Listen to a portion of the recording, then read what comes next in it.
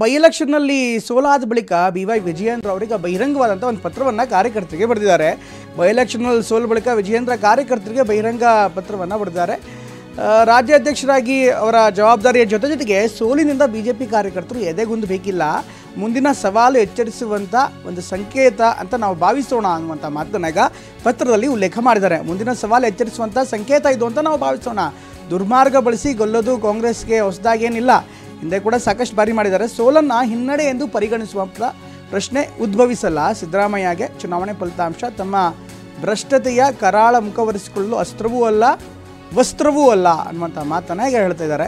ಕರಾಳ ಮುಖ ಒರೆಸಿಕೊಳ್ಳಲು ವಸ್ತ್ರವೂ ಆಗಲ್ಲ, ಅಸ್ತ್ರನೂ ಆಗಲ್ಲ. BJPಯಲ್ಲಿ ಅಭಿಪ್ರಾಯ ಭೇದಗಳಿಗೆ ಮುಕ್ತ ಅವಕಾಶ ಇದೆ ಅನ್ನುವಂಥ ಮಾತನ್ನು ಈಗ BJPಯ ರಾಜ್ಯಾಧ್ಯಕ್ಷರಾಗಿರುವಂಥ ವಿಜಯೇಂದ್ರ ತಮ್ಮ ಬಹಿರಂಗ ಪತ್ರದಲ್ಲಿ ಉಲ್ಲೇಖ ಮಾಡಿದ್ದಾರೆ. ಸಾಕಷ್ಟು ವಿವರವಾದಂಥ ಪತ್ರವನ್ನು ಬರೆದಿದ್ದಾರೆ. ಇದರಲ್ಲಿ ಕಾರ್ಯಕರ್ತರಿಗೆ ವಿಶ್ವಾಸವನ್ನು ಧೈರ್ಯವನ್ನು ತುಂಬುವಂಥ ಪ್ರಯತ್ನವನ್ನು ಮಾಡಿದ್ದಾರೆ. ಇದರಿಂದ ನಾವು ಎದೆಗುಂದಬೇಕಾಗಿಲ್ಲ, ಸಾಕಷ್ಟು ಸವಾಲಿದೆ, ಮುಂದಿನ ಸವಾಲು ಎದುರಿಸುವಂಥ ಸಂಕೇತ ಇದು ಅಂತ ನಾವು ಭಾವಿಸೋಣ.